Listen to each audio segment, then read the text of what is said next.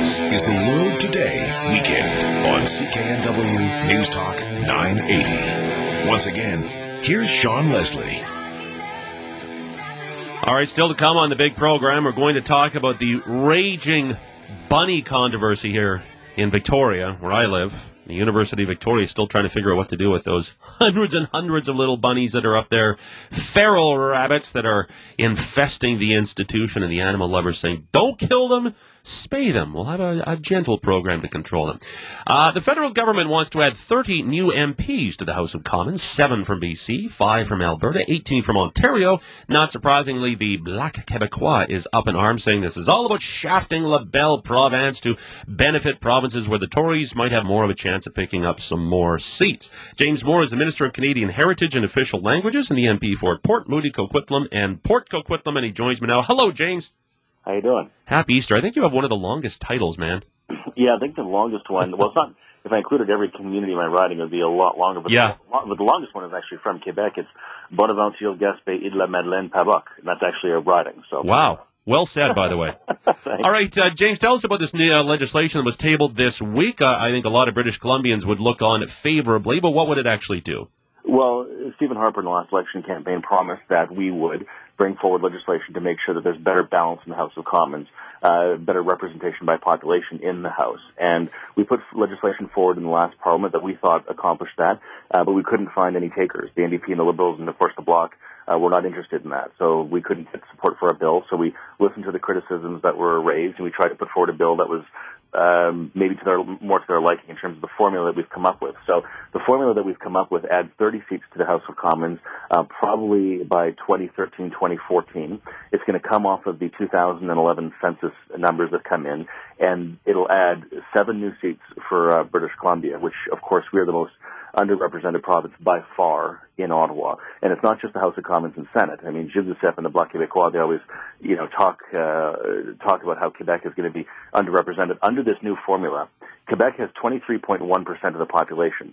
They will go to 22.1% of the House of Commons. I mean, any legislation we are at, which is as complicated as this, that's looking into the census, that's trying to look 10 years down the road to try to have a little more fairness in the House of Commons, if you can get it inside of 1% of accuracy of fairness in terms of representation by population, I think that's pretty fair. But the Bloc says if they have 23% of the population and they have 22% of the seats in the House of Commons, that's unfair and they can't have it. So, there's not a lot we can do about that. Of course, they leave out the fact that Quebec has 24 senators out of 105, and British Columbia has 6. Yeah. So all told, British Columbia is still grossly underrepresented in Ottawa, but this is a big step forward, and we're hopeful that one of the opposition parties is all we need.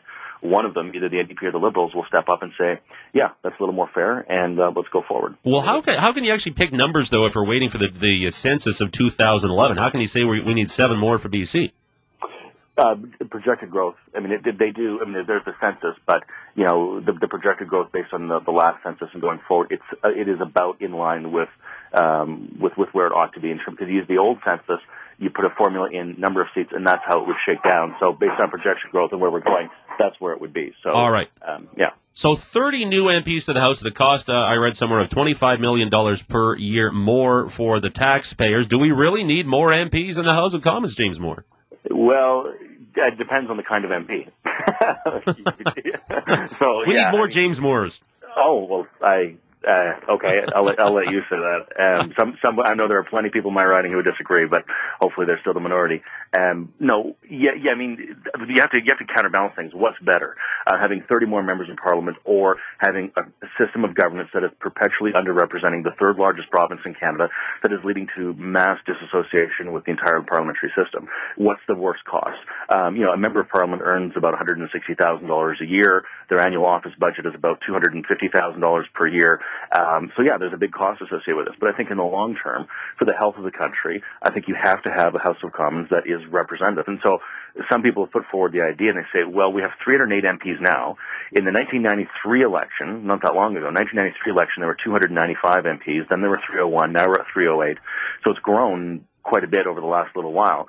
So some people have said, well, why don't you take away members of Parliament? The problem is the way the Constitution is written, you cannot have fewer members of Parliament than you have senators. The province of PEI, by constitutional standard, has 4 senators, so they have to have 4 members of Parliament. So the province of PEI has about 135,000 people on it. They have 8 representatives in Ottawa. The city of Coquitlam has about 135,000 people in it, and they don't have 8 representatives in Ottawa. Yeah. That's why the extra $25 million, if that's what the cost is better spent, because it's healthy for the country. Yeah, and as you say, pure rep by pop, because of that constitutional issue, it's really impossible because, as you say, it guarantees that no province can have fewer MPs than it has senators. So PEI, a share of 4 MPs or 1 for about every 35,000 people. But the only way to really fix that then is to add MPs from the areas that are growing. Right, and there are some circumstances where geography just makes it impossible. I mean, obviously, there's 1 member of Parliament for the Yukon, for the Northwest Territories, for Nunavut, and Labrador, right? The Newfoundland and Labrador, just Labrador has about 27,000 people or so on it. There are more people in Port Moody than live in Labrador, but they have a member of Parliament. That's just a geographic fact, and so you have to sort of counter that. And so pure rep by pop is constitutionally a very difficult thing to do, but this bill gets us further down the road. So we're looking for some brave new Democrats and some courageous Liberals who will stand up and be willing to do what we're willing to do, which is to get completely flamed in the province of Quebec for suggesting that all Canadians should be treated a little bit more equally as possible in the House of Commons. But we know that the Liberals are trying to gain as many seats in the House from Quebec as they want, and the NDP's deputy leader, Thomas Mulcair, represents downtown Montreal, so he's not going to be too proud or too happy if his party supports the bill. Well, okay, I was going to say, what are the official reactions from the Liberals and NDP? I've read a few comments where they seem to be reacting cautiously, but I don't think either party leader, James Moore, maybe I'm wrong, have they weighed in on this and said yay or nay yet? Not yet. See, what they'll say is, and it's the coward's way of doing it, of not saying you're against it, so Michael Ignatieff can still show his face in British Columbia, but it's also the way of saying it so he can still show his face in Quebec. What they'll say is, this looks like an improvement over the other bill. You say, okay, well, that and 50 cents gets you a cup of coffee. What's the position on the bill? Well, we're looking at it. We look forward to it going to committee. We're going to think about it. We're going to study it. And we're saying, well, no, it's pretty straightforward. We're going to add 30 seats, and then we're going to go on the 11 census, which will clearly say that by about 2014, this is how it should break down. 7 more for British Columbia, 6 more for Alberta, and the balance will go to the province of Ontario, because Ontario is by far the most underrepresented in the House. Yes. And so we say, well, come on, guys. In politics, you have to be willing to accept that you're not going to get 100% of the vote. You have to be willing to recognize that sometimes good policy is good politics, and stick your neck out a little bit. And this is just what's good for BC. So hopefully we'll have some brave voices stand up and be willing to stare down. By the way, Gilles Duceppe doesn't speak for Quebec. He speaks for a faction of people who want to destroy the country. And if you're trying to appease him, you're never going to. So if he's against it, it must, by definition, ipso facto, be good for Canada. Well, so are you guys, though, as the Conservatives, are you giving up on Quebec? I mean, this, as you say, is angering those types of politicians, those BQ politicians, and they'll whip it up. They'll whip it up in the media and say Quebec is getting screwed, and it's the Tories picking on Quebec again. You guys have made some inroads in Quebec. Are you kind of giving up on it now? No.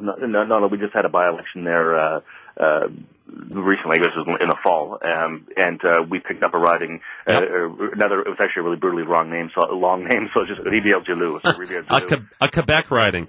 Yeah, on the south side of Quebec City, Rivière-du-Loup, or actually not south side, sorry, but just up from Quebec City, along St. Lawrence. Anyhow, hardcore separatist riding, like hardcore, always has been. And the mayor of Rivière-du-Loup ran for the Conservatives, and we won the riding, and he's a great member of Parliament. So we have 11 seats there now. We want to keep growing, and we'll do our best. But at a certain, I'm not convinced, as I said, Gilles Duceppe does not speak for Quebecers. I think Quebecers, everyday Quebecers, are as fair-minded as any other Canadian. But what we need is people who are Francophone Federalists and Canadians from across the country to stand up to Quebec and say, look, we're all equal. We all want to have a fair voice. You can elect whoever you want. But when my member of Parliament has 140,000 constituents, and your member of Parliament has 65,000 constituents, and has therefore half the workload, and they're still getting paid the same, and they still have the same office budget, there's something fundamentally just principally unfair here about how the structure should work. So let's deal with it. And I think most Quebecers will say, we agree, and let's move forward. James Moore is my guest. He's the Minister of Canadian Heritage and Official Languages and the MP for Port Moody, Coquitlam, Port Coquitlam. I do welcome your calls, comments, questions at 280-9898, star 9898 on your cell phone. Use the hands-free, and we'll take a break here on CKNW News Talk 980.